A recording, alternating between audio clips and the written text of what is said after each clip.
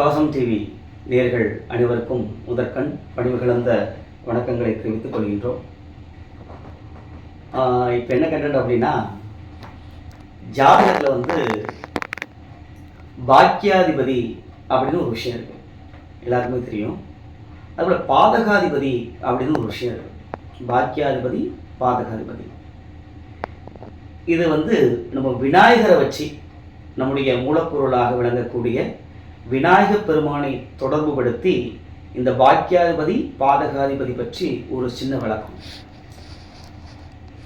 முதல்ல பாக்கியாதிபதினா யார் அப்படின்னு கேட்டீங்க அப்படின்னா, நம்முடைய ஜென்ம லக்னத்திற்கு 9ஆம் வீட்டுக்குடைய அதிபதி பாக்கியாதிபதி அப்படின்னு சொல்லுவாங்க. அந்த 9ஆம் இடத்திற்கு பாக்கியஸ்தானம் அப்படின்னு பேர். அந்த 9ஆம் வீட்டினுடைய அதிபதிக்கு பாக்கியாதிபதி அப்படின்னு பேர். உதாரணத்துக்கு சொல்லணும், இப்போ மேஷ லக்னம், காலபுருஷ தத்துவத்தினுடைய முதல் லக்னமாக விளங்கக்கூடிய மேஷ லக்னம். மேஷ லக்னம்.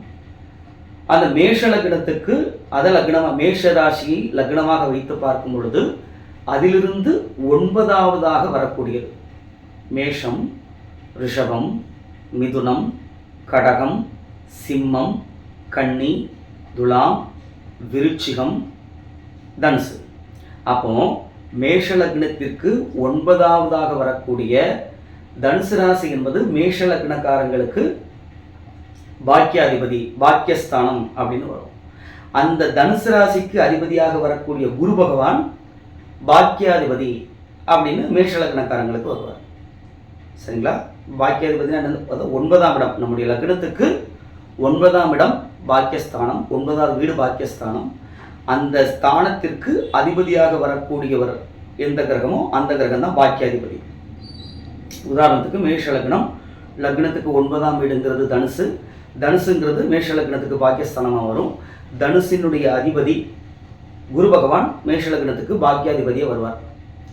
புரிஞ்சிருக்குன்னு நினைக்கிறேன். சரி, பாதகாதிபதி அப்படின்னா என்னது அப்படின்னு கேட்டீங்க அப்படின்னா, பாதகாதிபதி அப்படிங்கிறது இது எல்லா லக்னத்துக்கும் ஒரே மாதிரி கிடையாது. இந்த 12 லக்னங்களையும், அதாவது 12 ராசிகள் தான் 12 லக்னங்கள். இந்த 12 ராசிகளையும் எப்படி பிரித்து வச்சுருக்காங்க அப்படின்னா, சரராசி, ஸ்திரராசி, உபயராசி அப்படின்னு 3ஆக பிரித்து வைத்திருக்கிறார்கள். அப்போ 12 ராசிகளை 3 அதாவது 3 வகையாக பிரிக்கும் பொழுது 4 சரராசிகள், 4 ஸ்திர ராசிகள், 4 உபயராசிகள். மேஷம், கடகம், துலாம், மகரம், இந்த 4 சரராசிகள். அடுத்து ரிஷபம், சிம்மம், விருச்சிகம், கும்பம், இந்த 4 பார்த்தீங்க அப்படின்னா ஸ்திர ராசிகள். மிதுனம், கன்னி, தனுசு, மீனம், இந்த 4 பார்த்தீங்க அப்படின்னா உபயராசிகள். இதில் முதல்ல சொன்னது பாக்கியாதிபதி. அது எந்த லக்னமாக இருந்தாலும் லக்னத்துக்கு 9ஆம் இடம் பாக்கியஸ்தானம். ஆனால் இந்த பாதகாதிபதியை பொறுத்த வரைக்கும் இந்த சரராசிக்கு 11ஆம் வீடுங்கிறது பாதகஸ்தானமாகும். ஸ்திர ராசிகளுக்கு 9ஆம் வீடுங்கிறது பாதகஸ்தானமாகும். உபயராசிகளுக்கு 7ஆம் வீடுங்கிறது பாதகஸ்தானமாகும்.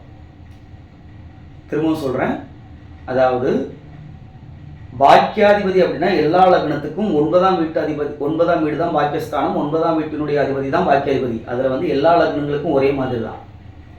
ஆனால் பாதகாதிபதி, பாதகஸ்தானம் அப்படிங்கிற கணக்கில் பார்க்கும் பொழுது சரராசிகளான மேஷம், கடகம், துலாம், மகரம், இந்த 4 ராசிகளுக்கும் 11ஆம் வீடு பாதகஸ்தானமாக வரும். அந்த 11ஆம் வீட்டினுடைய அதிபதி பாதகாதிபதியாக வருவார். இது சரராசிகளுக்கு. ஸ்திர ராசிகள் என்னெல்லாம் சொன்னோம்? ரிஷபம், சிம்மம், விருச்சிகம், கும்பம், இந்த 4 ஸ்திர ராசிகள். ஸ்திர ராசிகளுக்கு 9ஆம் வீடு பாதகஸ்தானமாக வரும். அந்த 9ஆம் வீட்டினுடைய அதிபதி பாதகாதிபதியாக வருவார். அடுத்தது உபயராசிகள், மிதுனம், கன்னி, தனுசு, மீனம், இந்த 4 உபயராசிகள். இந்த உபயராசிகளுக்கு 7ஆம் வீடு பாதகஸ்தானம், 7ஆம் வீட்டினுடைய அதிபதி பாதகாதிபதி. சரிங்களா? உதாரணத்துக்கு எதன் அடிப்படையில் முதல்ல இந்த சரராசி, ஸ்திரராசி, உபயராசின்னு பிரித்தாங்க, அது ஒரு சின்ன விஷயம் சொல்லிடுறேன். அப்படின்னா என்னங்கிறதுக்கு ஒரு சின்ன உதாரணம்.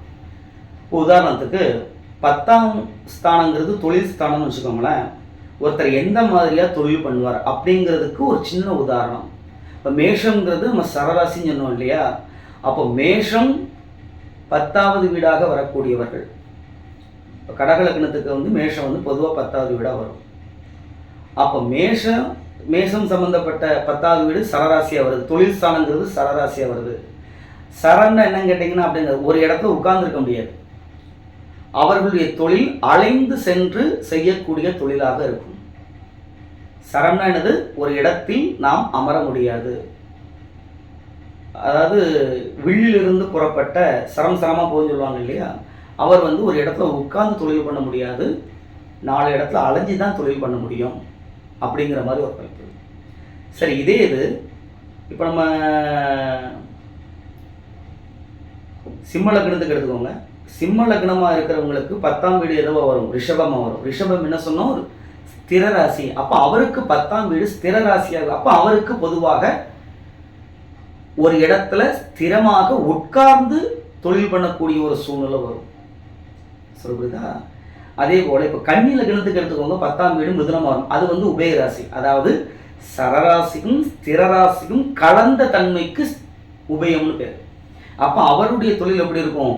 உட்கார்ந்து பண்ணுற மாதிரி இருக்கும், தேவைக்கு தக்கன வெளியே போயிட்டு வர மாதிரி இருக்கும். இது ஒரு உதாரணம், அதுக்காண்டி அப்படியே எடுத்துக்கூடாது. சரிங்களா? ஒரு உதாரணத்தை உங்களுக்கு புரியணுங்கிறதுக்காக சொல்கிறோம். ஸ்தரம்னா என்னது, ஸ்திரம்னா என்னது, உபயம்னா என்னது. சரிங்களா? ஸ்தரம்னா என்னது? அது ஒரு இடத்தில் நிலைத்த தன்மையோடு இருக்காது, மூவிங்லேயே இருந்துக்கிட்டு இருக்கும், இயக்கத்திலே இருந்து கொண்டு இருக்கும். ஸ்திரம்னா என்னது? இயக்கத்தில் இருக்காது, ஒரு இடத்துல நிலையாக இருக்கும். நிலைத்து இருக்கக்கூடியது ஸ்திரராசி, இயங்கிக் கொண்டே இருப்பது சரராசி. சில இது பார்த்தீங்க அப்படின்னா நிலைத்த தன்மைகளும் இருக்கும், தேவைக்கு தக்கன இயங்கு தன்மைகளும் இருக்கும். அதுக்கு உபயராசி அப்படின்னு. இப்போ இந்த ராசி இந்த 3 அடிப்படையெல்லாம் பிரிச்சிருக்காங்க. அப்படி பார்க்கும்போது ஏற்கனவே என்ன சொன்னோம்? சரராசிகளுக்கு 11ஆம் வீடு பாதகஸ்தானம், 11ஆம் வீட்டின் அதிபதி பாதகாதிபதி. ஸ்திரராசிகளுக்கு 9ஆம் வீடு பாதகஸ்தானம், 9ஆம் வீட்டின் அதிபதி பாதகாதிபதி. உபயராசிகளுக்கு 7ஆம் வீடு பாதகஸ்தானம், 7ஆம் வீட்டின் அதிபதி பாதகாதிபதி. சொன்னோமா? இப்போ இது ஒரு பக்கம் இருக்கட்டும். முதல்ல சொன்னதுக்கு வாங்க. எல்லா ராசி, எல்லா லக்னங்களுக்கும் 9ஆம் வீடு பாக்கியஸ்தானம், 9ஆம் வீடு 9ஆம் அதிபதி பாக்கியாதிபதி சொன்னோம். இப்போ இதை ரெண்டையும் லிங்க் பண்ணி கொண்டு வாங்க. இதில் அப்போ இந்த ஸ்திர ராசிகள்னு வருது இல்லையா? ரிஷபம், சிம்மம், விருச்சிகம், கும்பம். இந்த 4 ராசிகளுக்கும் 9ஆம் வீடு தான் பாக்கியஸ்தானமாகவும் வரும், பாதகஸ்தானமாகவும் வரும். அந்த 9ஆம் வீட்டின் அதிபதி தான் பாக்கியாதிபதியாகவும் வருவார், பாதகாதிபதியாகவும் வருவார். அப்போ உதாரணத்துக்கு இந்த லக்னக்காரங்களுக்கு அந்த 9ஆம் வீட்டின் அதிபதியோட தசை நடக்கும் பொழுது, உதாரணத்துக்கு இப்போ மேஷத்தை எடுத்துக்கிடுமே, மேஷ லக்னக்காரங்களுக்கு 9ஆம் வீட்டினுடைய அதிபதி தனுசினுடைய குரு பகவானுடைய தசையோ அல்லது மற்ற தசைகளில் குரு புத்தியோ வருதுன்னு வச்சுக்கோங்களேன். இந்த குரு பகவான் அவர்களுக்கு பாக்கியாதிபதியாக வேலை செய்வாரா, செயல்படுவாரா, அல்லது பாதகாதிபதியாக செயல்படுவாரா? கேள்வி இருக்கு இல்லையா? அவர் பாக்கியாதிபதியாக வேலை செஞ்சால் நல்லது நடக்கும், பாதகாதிபதியாக வேலை செஞ்சால் கெடுதல் நடக்கும். அப்போ இந்த ரெண்டு என்னவா வேலை செய்வார் அப்படிங்கிறது எதை பொறுத்து இருக்குன்னா, அந்த ஜாதகர் நடந்து கொள்ளக்கூடிய விதத்தை பொறுத்து இருக்கிறது. என்ன நடந்துக்கணும் அப்படின்னு கேட்டீங்க அப்படின்னா, அந்த 9ஆம் வீடு சம்பந்தப்பட்ட காரக உறவுகளுக்கு, காரகத்துவங்களுக்கு கெடுதல் செய்யாமல் இருந்தால், அவர்களுக்கு பாதிப்பு ஏற்படுத்தாமல் இருந்தால், அந்த 9ஆம் அதிபதியினுடைய தசையோ புத்தியோ இவருக்கு பாக்கியாதிபதியாக செயல்படுவார்.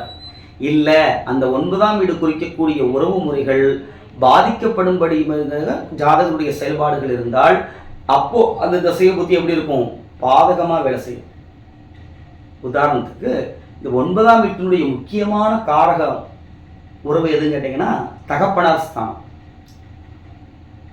4ஆம் வீடுங்கிறது தாயார் ஸ்தானத்தை குறிக்கும். 7ஆம் வீடுங்கிறது மனைவியை குறிக்கும். அதாவது ஆண் ஜாதகமாக இருந்தால் மனைவியை குறிக்கும், பெண் ஜாதகமாக இருந்தால் கணவனை குறிக்கும். 9ஆம் வீடுங்கிறது தகப்பனார் ஸ்தானம்.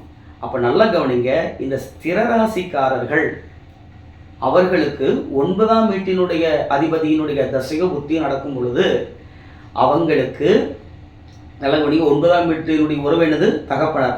தகப்பனார் மனம் புண்படும்படியாக நடந்து கொள்கிறார்கள் என்றால் அந்த 9ஆம் வீட்டினுடைய அதிபதியோட தசை எப்படி இருக்கும்? இவர்களுக்கு பாதகமாக செயல்படும். அந்த நேரத்தில் தகப்பனார் மனசை நோகடிக்க கூடாது குறிப்பா. சரிங்களா? தகப்பனாரை நல்லா வச்சுக்கிட்டாங்க, தகப்பனரோட ஆசீர்வாதத்தை வாங்கிட்டாங்க அப்படின்னா அது பாக்கியாதிபதியாக செயல்படும். ஓரளவுக்கு உங்களுக்கு புரிஞ்சிருக்கும்னு நினைக்கிறேன். இதை அப்படி விநாயகருக்கு கொண்டு வருவோம். நல்ல கவனிங்க. விநாயகருடைய ஜாதகப்படி, அவர் ஜாதகம் சொல்லி நம்ம இந்து தர்மம் ஒரு ஜாதகம் வச்சிருக்கு. அவருடைய லக்னம் என்னன்னு கேட்டீங்க அப்படின்னா விருச்சிக லக்னம். விநாயகப் பெருமானுடைய லக்னம் என்னது? விருச்சிக லக்னம். லக்னத்திலே கேது இருப்பார். இப்போ நல்ல கவனிங்க. அவருடைய நட்சத்திரம் ஜென்ம நட்சத்திரமாக அந்த ஜாதகத்தில் குறிப்பிடப்படுவது என்னது? ஹஸ்த நட்சத்திரம். விருச்சிக லக்னம், ஹஸ்த நட்சத்திரம், கன்னிராசி. நல்ல கவனிங்க.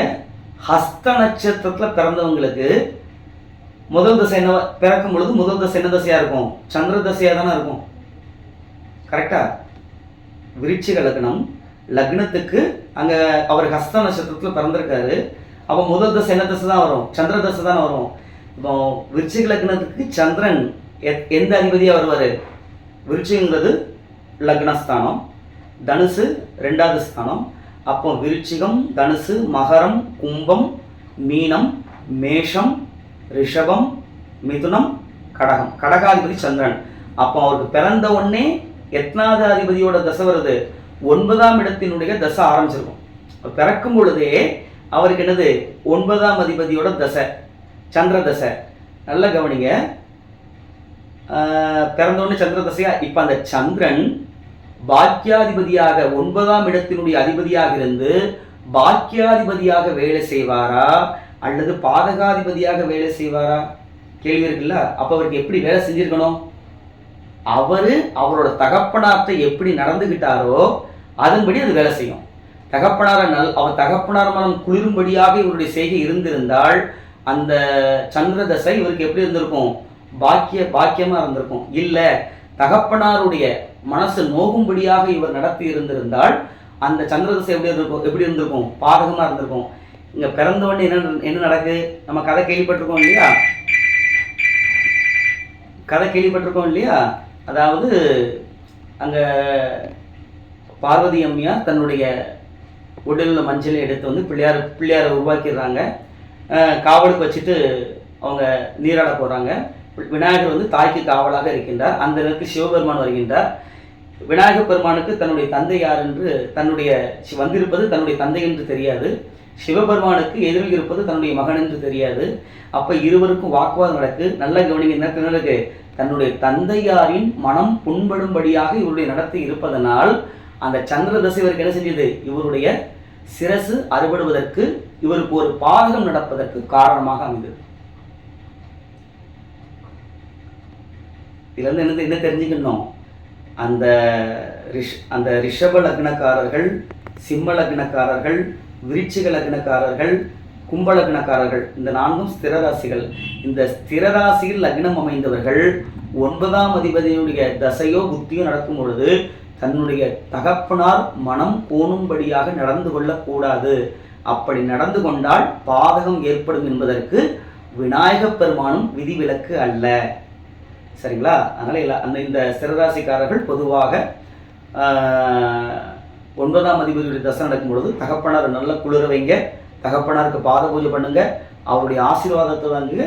உங்களுக்கு நிச்சயமா அந்த 9ஆம் அதிபதி பாக்கியாதிபதியாக செயல்படுவார். நன்றி, வணக்கம்.